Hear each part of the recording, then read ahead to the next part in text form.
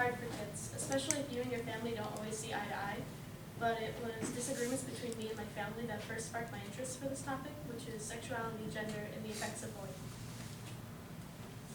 The big question I chose to focus on was how can I inform others to prevent them from hating the things they don't understand?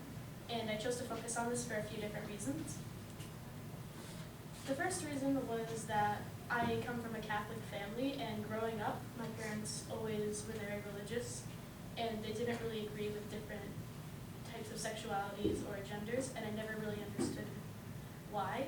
And as I got older, they started to realize more what those things meant, actually, and they stopped not being so negative towards it. And I realized that maybe if they had known more about it, they would have been more accepting of it when I was younger. And another reason that I chose to do my project on this was because I had a lot of friends who had different sexualities and genders growing up than what people would consider quote-unquote normal.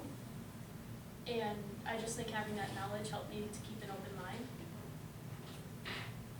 So from both of those things, it just kind of gave me the solution in my head that having more education on topics like that would allow you to be more accepting of it. And while doing research for this project, there were a few things that really stood out to me and helped me when creating it. The first thing was that people, most often children, will hate each other for things that because they are uncomfortable or uneducated about the differences. And this helped me because in today's society, there are a lot of people that are uneducated about different types of sexuality and gender.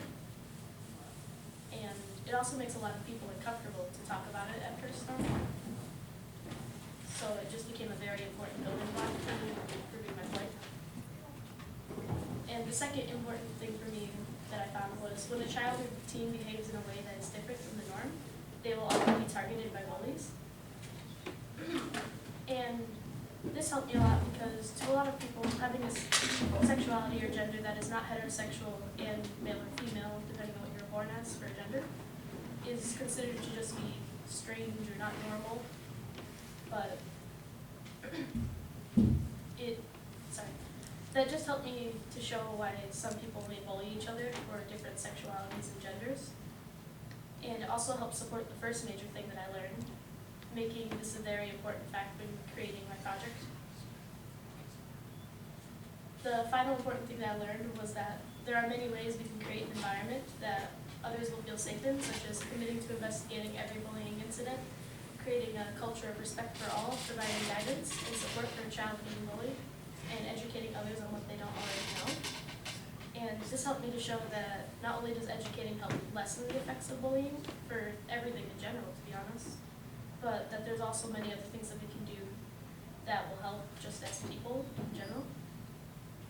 And it also helped me wrap up my project with a more positive message than a negative one. The community I chose to help through this project was the students at Mount Pleasant High School, particularly those interested in the LGBTQ community. I chose to focus on this because the students in a high school are just old enough to understand what different sexualities and genders mean, but they're not too old to the point where they may have a more closed mind. And in order to give back to the community, I created and gave a presentation on sexuality, gender, and the effects of bullying. I gave my presentation on February 27th during the second lunch in room 111, and I actually recorded it as well.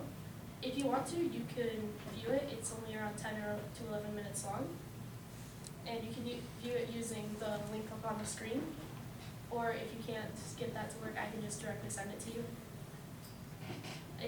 Also in the presentation, I talk about a lot of different sexual identities, genders, the effects of bullying, and why they happen, etc. I also just wanted to share a few slides from the presentation that I made as an example. This slide was on the type of sexuality that I found most interesting and also the most unknown. It's polysexual, which is a person who is sexually attracted to multiple genders. And each sexuality and gender have their own flag. For example, the polysexual flag has a pink stripe on the top, which stands for attraction towards girls, a blue stripe on the bottom, which stands for attraction towards boys, and a green stripe in the middle that stands for non-binary genders, which means any gender other than male or other than male or female. And I also have a graph up on the screen, which I got the data from a survey that I conducted around school. And it's to show how much people knew certain terms and types of sexualities and gender. Also, this is two other slides that I did on my project. The one on the top is cisgender, which is a person whose personal identity and gender match their birth sex. And the one on the bottom is transgender, which is a person whose sexual identity and gender do not match their birth sex. They each have their own flags, which each stand for something different. The pink on cisgender stands for femininity, and blue stands for masculinity. And on the transgender flag, the blue stands for the traditional boy colors, and pink stands for traditional girl colors. And white represents intersex, transitioning, or neutral/. And they also each have their own graphs. The last slides that I wanted to share with you for my project were the short-term effects and long-term effects of being bullied. The short-term effects are things like drops in grades, substance use, social isolation, difficulty developing relationships, short-term depression, and suicidal thoughts.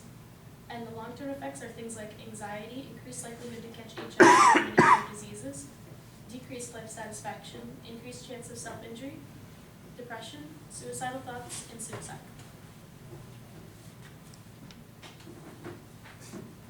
And again, I just wanted to put a link up there one more time in case anyone wanted to really quickly write it down if they wanted to view my presentation.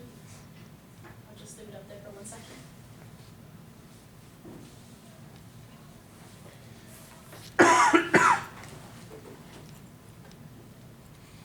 Is anyone still writing it down, or can I go to? The presentation that I made not only gives an answer to my big question, which was how can I inform others to prevent them from hating the things they don't understand, but it also sort of is an answer itself. In my presentation, I talk about how bringing awareness to a topic such as sexuality and gender will help people become more comfortable and accepting of it. And I also list some ways that we can bring awareness and better our community, which does answer my big question. However, the presentation itself does talk about different sexualities and genders and educates whoever came to it on its topic. So it itself could just be seen as another way to educate people on what they don't understand. Overall, from this project, I learned many things that I didn't know. One of the things that I learned was what the terms polysexual, cisgender, and non-binary meant, two of which I had never even heard of before starting the project. But I also learned that a lot more people at the school were interested in this project than I had originally thought. A little over 20 people came to my presentation, which, considering it was only during second lunch, and it was only the morning announcements, I feel like that's a large number of people. And also throughout the day, some people came up to me and told me that they would have come to it, but it was only during second lunch, so they weren't able to go. And from that I learned maybe it would have been better if I had two presentations, one during each lunch, so that more people could go to it. I also learned a lot about other things that I didn't know as well that I didn't actually put into my presentation at all, simply because there's so much that you can cover when it comes to sexuality and gender that it would take hours to get through even a decently large portion of it. But I believe that I did a good job in covering most of it, and that I not only learned from it, but that everyone who went to it learned from it, and anyone that used the video will.